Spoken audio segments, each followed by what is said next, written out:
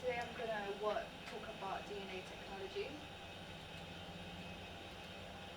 Yeah. So in this presentation, I'll talk about DNA technology that has progressed and has become such a big part of our lives. I mean, when we go to doctors and stuff like that, you know, we get our blood tests done, and that's how you detect what you have and what you don't have in your blood.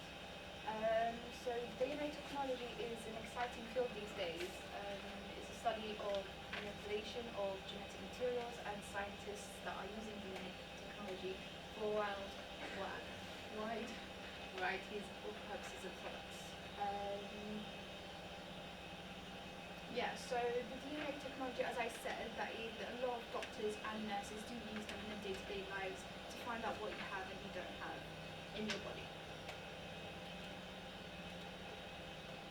So the reason why I chose this particular topic is because DNA technology is used to detect any illnesses such as cancer, Huntington's disease, and even Alzheimer's. These illnesses are real, and it could happen to anyone. It could happen to anyone. It could happen to someone that's really dearest to you. And my mom had cancer, and she died of it recently, like around a year ago. Yes, that's why I'm really passionate about what research has gone on in DNA technology and what stuff that is going to happen in the future. So cancer does run in the family, and obviously it ran in my mom's family. Her mom had it, her mom's mom had it, and also when she found out that she had cancer, they only found out that she had the gene afterwards, because usually when you have the gene, you have like a 50% chance of getting cancer. That's why DNA technology is really important in day-to-day lives. So that's why I've chosen.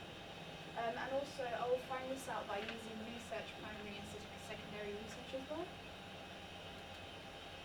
So obviously, what I've learned from this course is that primary data is the data that is freshly extracted from people directly. So that includes, this includes like surveys, interviews, and so people use these kind of information to get the right information to get a positive ground for achieving this thing.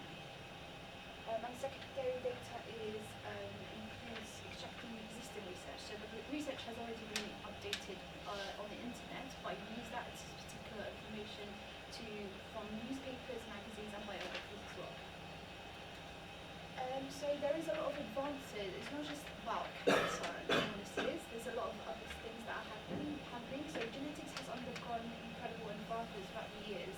Every decade produces so key elements that make up the genetic knowledge that we have today.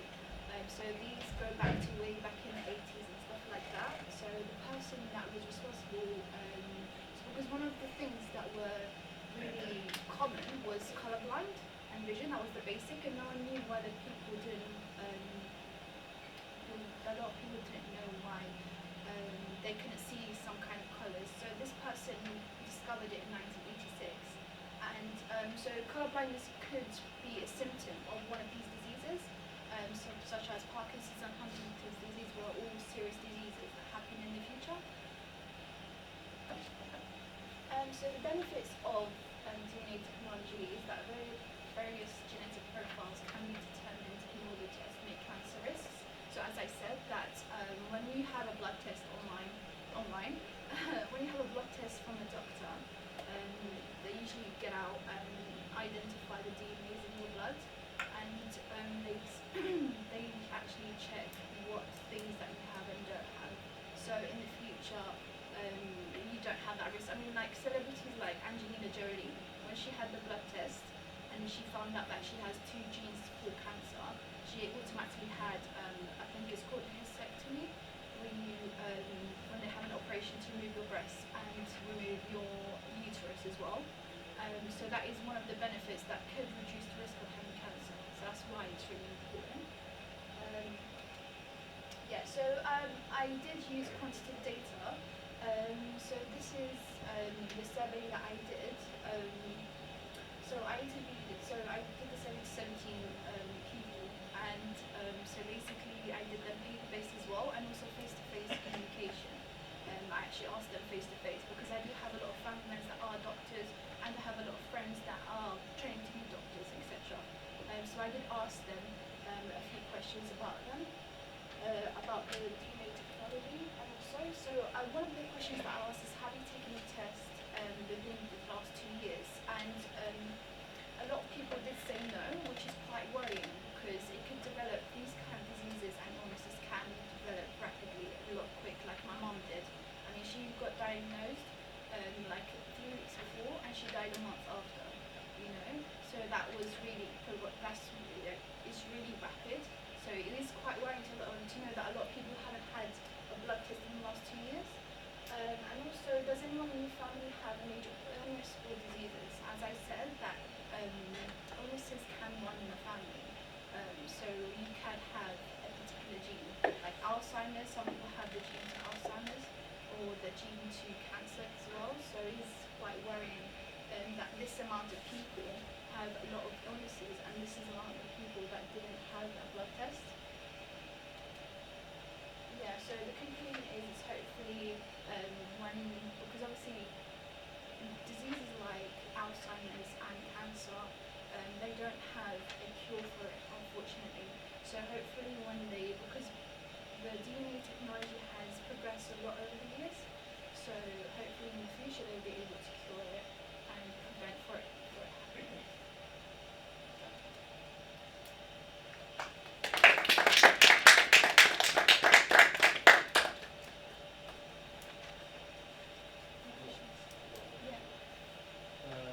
In the handouts, you have written about the positive sides of Yeah. technology, the process of making multiple identity copies. Yeah, so DNA cloning is how they actually find out if the person has it, so they can use and find out why this is happening. As I said in the conclusions, hopefully they'll find the reasons why this happens, and hopefully they'll find a cure for it.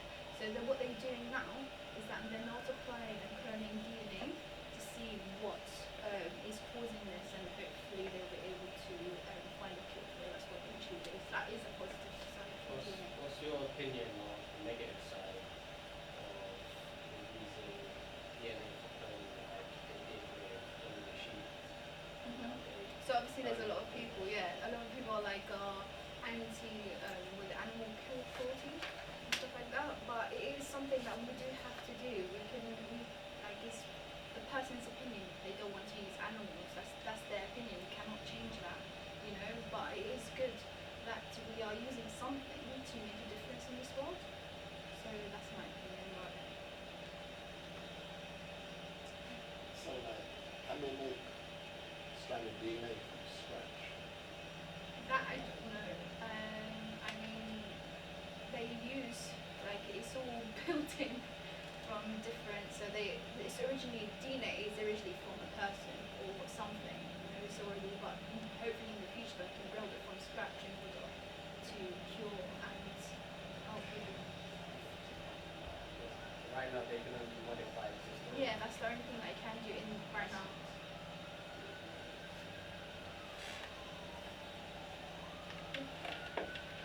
I guess there are some ethical questions that people are confronted with whenever looking into this kind of thing. I guess there are people who have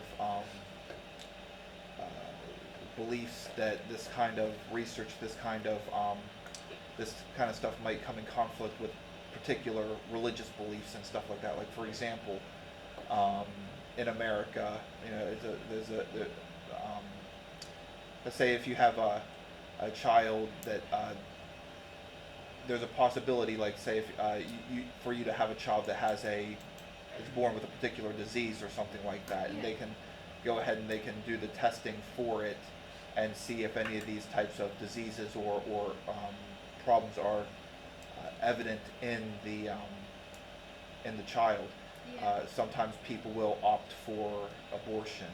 Exactly. In order. So, like, there's a lot of people. I mean, in places like Scandinavia, they ban these type of things, usually because it leads to abortion in those countries. I mean, over there it's really restricted. I mean, over there it's illegal to tell, even if the person's pregnant, it's illegal to tell the person what sex the child is. And this is in all Scandinavian countries, or in any? So Sweden, Norway, and Finland. Yeah. Yeah, those are the 3 countries totally ban it. They ban this kind of stuff, you know. So not even learning the child's gender. Yeah, so the learning the child's gender, it happens at the end of the trimester. Okay. That's what happens, that they will know at the end of the trimester, they cannot tell them after. So there's the 4 month, obviously the 4 month period when the person is pregnant, and after that they cannot do the abortion. So after that period, they will be able to tell the person if it's a male or female.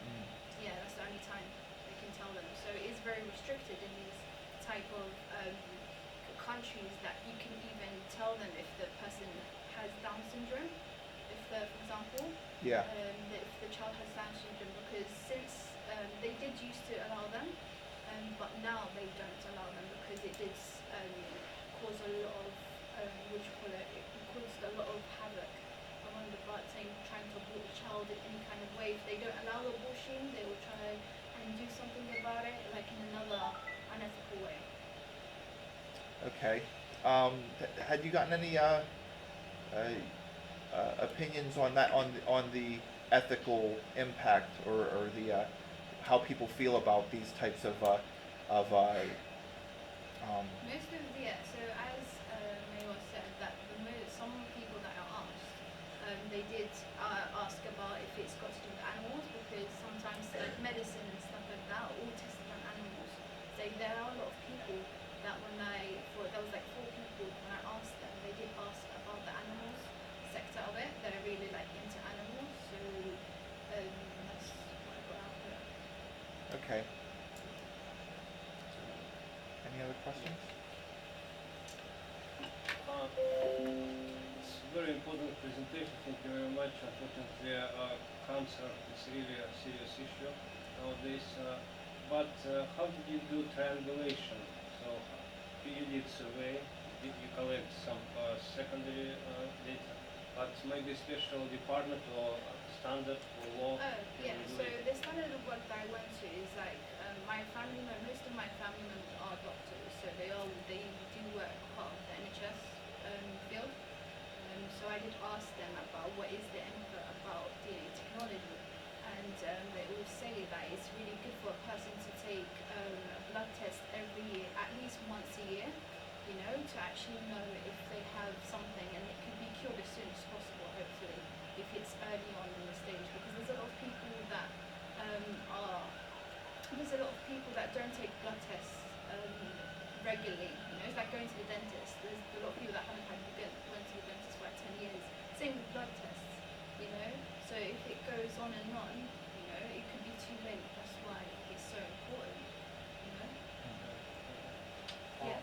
Are all types of cancers and diseases detected in blood tests?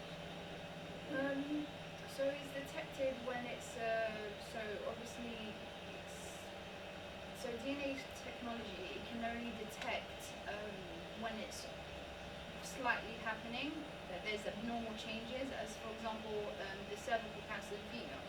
You know, they do the smear test to see what is normal, what is abnormal in the system. So DNA technology can detect when the changes are happening, because unfortunately you cannot detect when it's not happening, because that's impossible. But hopefully in the future there is more technology in order to see where is the important things happening in the body. Okay, I think is that enough questions? All right, well, thank you, Daniela. You've shown us a lot about what research and what progress has been done in DNA testing, and what the benefits are for most people. So thank you for that, and if that'll be all.